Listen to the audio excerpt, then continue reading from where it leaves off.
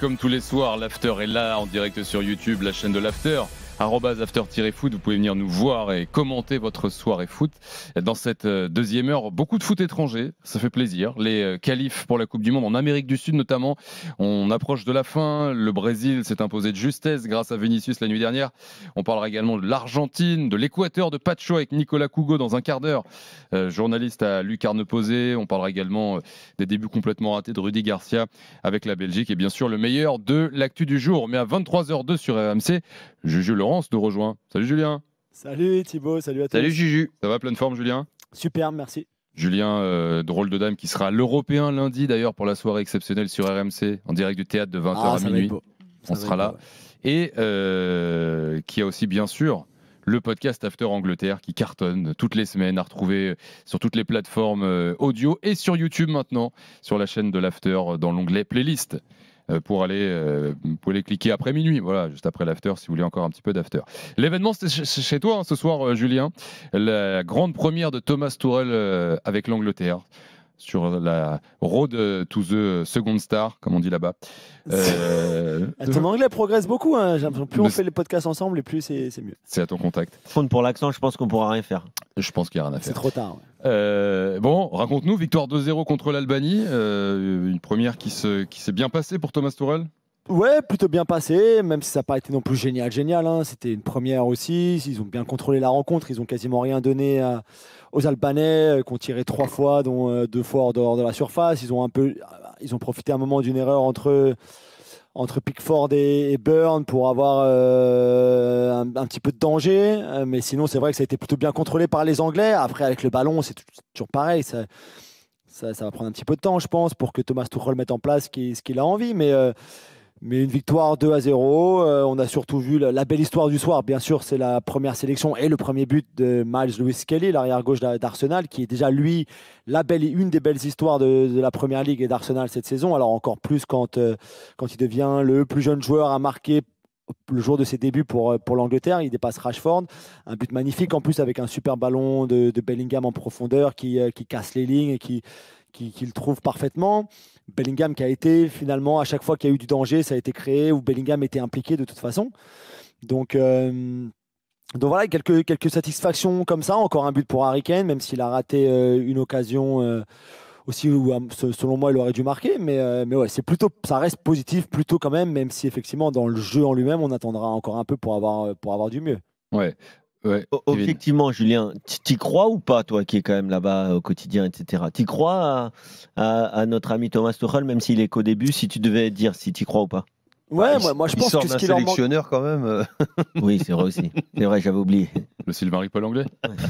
Voilà, c'est ça. Mais en fait, c'est ça ce qui leur manquait finalement. Il leur manquait un vrai tacticien, par exemple. Il leur manquait quelqu'un qui a déjà beaucoup gagné dans sa carrière. On va pas rappeler notre ami le Sylvain Ripoll anglais, mais il avait jamais rien gagné. La tactique, c'était pas son truc. Oui, il avait des qualités, bien sûr. Il a pacifié l'environnement autour de la sélection, très bien, notamment avec les médias. Il avait ce côté très proche des joueurs qui a fait beaucoup de bien, je pense, à cette génération-là. Mais il a manqué un petit truc, peut-être le plus important finalement, pour que ces 2 finales se transforment en victoire, pour que les demi-finales se transforment en victoire et les quarts de finale aussi. Donc, est-ce qu'il est meilleur entraîneur que sélectionneur? Mais ça, on ne sait pas, Lio, parce que sélectionneur, c'est son premier match aujourd'hui, donc il va... Non, comment il s'appelle? Southgate. Non, il était bidon comme entraîneur. Donc, de toute façon, il a fait mieux comme sélectionneur qu'il a fait comme entraîneur. Ah ouais, mais peut-être que c'est le rythme qu'il lui fallait aussi. Et puis surtout, il avait quand même une génération assez incroyable. Mais non, entraîneur, on va oublier très vite. Et pour revenir sur Tuchel et cette première ce soir, comment ça a joué? Schéma tactique, la compo, est-ce qu'il y a des dingueries? Alors... Voilà, peut-être la plus grosse surprise entre guillemets, c'est que Dan Burn a fait ses débuts, alors qu'on pensait que c'était peut-être plus un joueur de complément, même si ça reste quand même 2 très belles semaines pour lui, entre la victoire dimanche en Coupe de la Ligue anglaise avec Newcastle à Wembley, où il marque en plus. Là, il revient à Wembley, il a failli marquer d'ailleurs en première période aussi, et puis il fait clean sheet, et voilà, première titularisation, première sélection, une victoire comme ça, c'était bien. C'était un 4-2-3-1 avec beaucoup de liberté pour Bellingham. Curtis Jones qui est dans le double pivot avec Rice. Rice était un peu plus le plus défensif et Curtis Jones j'aime vraiment beaucoup technique. Curtis Jones. Moi, c'est vraiment pas mal. Je pense qu'il aurait dû plus jouer d'ailleurs contre le PSG avec Liverpool en Ligue des Champions.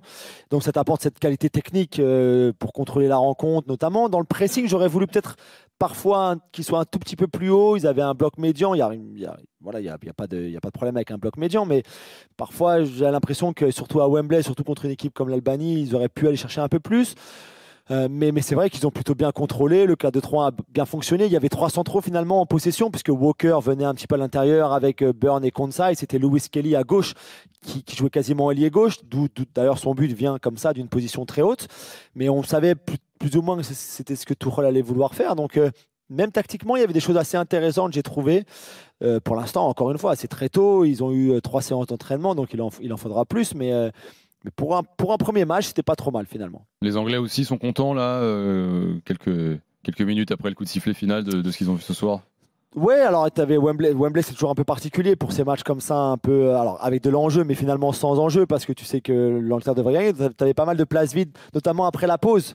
Souvent, ils mettent du temps. Je pense que tu dois avoir la queue pour chercher tes bières et tes hot dogs, et donc ils mettent beaucoup de temps à revenir au stade. C'est très bizarre. Donc même à la télé, tu le voyais encore ce soir. Donc il y avait plus du tout d'ambiance en début de seconde période. C'est un peu particulier. C'est très anglais, mais oui, non, c'était.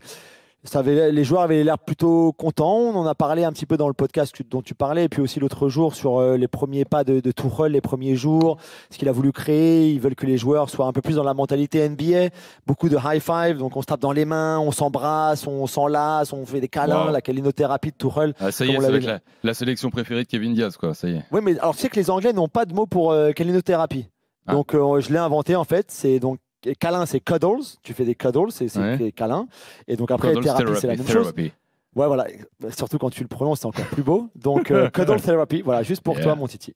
Non, mais tu sais que c'est impressionnant quand tu vois notamment le sport américain, même en université. J'ai vu une université américaine s'entraîner en région parisienne cet été, mais le nombre de fois qu'ils se tapent dans la main à l'échauffement, c'est incroyable. Ça se compte en dizaines, en centaines, c'est genre plus de 100 fois. Motivation, quoi. C'est pour se chauffer, non, en fait, c'est pour créer un lien. C'est pour créer, je pense, un lien physique dans l'équipe. Chaque tir, il y a souvent beaucoup de tirs forcément à l'échauffement. À chaque tir, tu tapes la main de tous les joueurs. Il y a 10 joueurs alignés, tap. C'est un peu beaucoup quand même, on est d'accord. Non, mais en fait, tu vois que ça crée ça crée, je pense, vraiment une alchimie. Ça doit être prouvé parce que là-bas, ils font ça vraiment beaucoup. Et ça m'étonne pas du tout que Thomas Tuchel initie ça en France. Donc, par exemple, on a vu des rondos à l'entraînement où ils se tenaient la main, un petit groupe de 8. Le ballon ne devait pas tomber. Et donc tu faisais, mais tu te tenais la main, tu vois, c'était vraiment. Ça, c'est un exercice qui existe comme physique. Oui, mais tu vois, c'était pas fait avec Southgate par exemple avant. Donc voilà, il a apporté des choses comme ça, il a reconfiguré un petit peu le Clairefontaine anglais, il y a des choses qu'il a apporté déjà. Après, ça c'est en dehors du terrain. Sur le terrain, ce soir, c'est pas trop mal. La Lettonie, je pense, la semaine prochaine, c'est dimanche soir ou lundi soir. Dans 3 jours, lundi. Tu peux pas t'attendre à beaucoup mieux non plus contre une équipe pareille. Donc voilà, il faudra attendre pour voir un vrai test. Mais pour l'instant, c'était pas trop mal. Des messages dans le chat de la chaîne YouTube. Je salue Sacha, mon binôme de la libre antenne, qui était là cette semaine, que j'embrasse. Il y a Tic Tac qui dit beaucoup d'absents quand même entre Stone, Saka, Arnold, Palmer. Oui, c'est vrai que c'est. Oui, bien sûr. Voilà, c'est vrai qu'il démarre son aventure. C'est pas la grosse équipe non plus pour l'instant pour Thomas Tuchel, quoi. Il va essayer d'autres choses. Ça avait quand même belle allure sur le terrain, tu vois, le 11 qu'il aligne, oui. C'est quand même pas mal non plus, mais c'est vrai, effectivement, ça devrait être meilleur, mais est-ce que tu joueras dans le même système? Est-ce que Cole Palmer a une place dans ce système-là, vu où Bellingham a joué? Pas forcément, Foden a joué sur un côté, on sait très bien que c'est pas son meilleur poste, il n'a pas été très bon non plus. Saka ira sur ce côté-là, ça devrait être mieux. Est-ce que Rashford, tu vas garder ta confiance à Rashford qui a joué sur le côté gauche, qui n'a pas été trop mal dans les combinaisons avec Bellingham, mais c'était pas non plus génial ou du grand Rashford. Donc il y a plein de choses effectivement qu'on va avoir après ensuite, parce que si par exemple tu fais jouer Trent Alexander-Arnold, tu n'as plus ta défense à 3 centraux, ou alors il faut que ce soit à côté gauche, puisque là Walker était plus un central en possession vraiment qu'un arrière droit, alors que Trent a pas ce rôle-là. Lui, si tu le prends dans ton équipe, c'est pour qu'il ait le ballon, pour qu'il crée. Donc voilà, il y aura des choses encore intéressantes. Juju, dans l'animation, ça veut dire, si je t'écoute, que j'essaie d'imaginer, Foden prend plus le côté droit et Walker rentre plus dans le milieu, entre Bellingham qui est plus électron libre, c'est ça? Non, même pas. À hauteur de ses deux centraux, Walker. Vous avez vraiment une défense à 3 en possession. Ah, Walker reste derrière, voilà. complet. Voilà, c'est ça, ouais. Et c'est Lewis Kelly, l'arrière gauche, qui montait vraiment très haut, quasiment comme un ailier gauche. Donc tu jouais ensuite avec Lewis Kelly, Kane, Bellingham un petit peu qui était entre les lignes, mais voilà, Bellingham et Foden après, voilà. Lionel, Kevin, ça vous hype l'Angleterre de Tourelle avec cette génération dont on parle souvent, dont on a beaucoup parlé. C'est une équipe que vous voyez pouvoir aller chercher la saison prochaine. Après, attention déjà qu'ils avaient des résultats extraordinaire. Hein. Quand tu vois le bilan de Southgate, il est exceptionnel. Oui, alors certes, ils n'ont pas de titre. Ils n'ont pas de titre. Tu penses que Tourelle, c'est ce qui peut permettre d'accéder à cette dernière marche? J'espère pour les Anglais. Moi, franchement, bon après, tu vois, peut-être pas toi, mais on parlait de Jones, de Rice ou même de Dan Burn. Enfin, tous ces joueurs, moi, je les ai vus débuter sur RMC Sport à l'époque, SFR Sport. Il y a quoi? Il y a 5-6 ans. Donc aujourd'hui, c'est des joueurs qui arrivent à maturité avec un entraîneur qu'on a vu passer par la France, qui, comme le disait Julien, est un très bon tacticien. La formation anglaise, je pense qu'elle a été raillée pendant les années 90-2000, mais depuis 2010, ils travaillent très très bien avec pas mal de cerveaux européens qui les ont rejoints de tous les pays. Et donc aujourd'hui, ils ont quand même des joueurs très techniques, des joueurs de grande qualité. Ils ont toujours leur football intense, ils ont toujours leur culture footballistique extraordinaire. Et ils ont des stades pour ça aussi. Donc, non, franchement, je pense que les Anglais méritent quand même d'en gagner une. Je ne sais pas si ce sera 2026, mais ils méritent quand même d'en gagner une. Je vous invite football has to come home. À aller écouter le podcast After Il n'a pas Angleterre compris, Thibaut, mais il y en a qui auront compris. Ouais, ça parlait de foot en tout cas. Ouais. Lionel, cette Angleterre, tu les vois où? Non, tu es plus mesuré, toi? Non, je m'en tape de l'Angleterre. Très bien, merci. Non, mais d'accord, mais la génération, elle est pas mal quand même. Ah non, mais ils ont une belle génération. Non, mais c'est vrai qu'ils mériteraient. Ils auraient mérité gagner avant. 2021. Ils l'ont jamais fait. Mais le fait qu'ils, franchement, s'ils en gagnent une, je vais pas sauter de tous les côtés. En tout cas, si jamais vous allez, te rassure. Voilà, si jamais vous recevez le push RMC Sport, vous l'aurez entendu ici, Lionel Charbonnier, ouvrez les guillemets, je m'en tape de l'Angleterre. Fin de citation.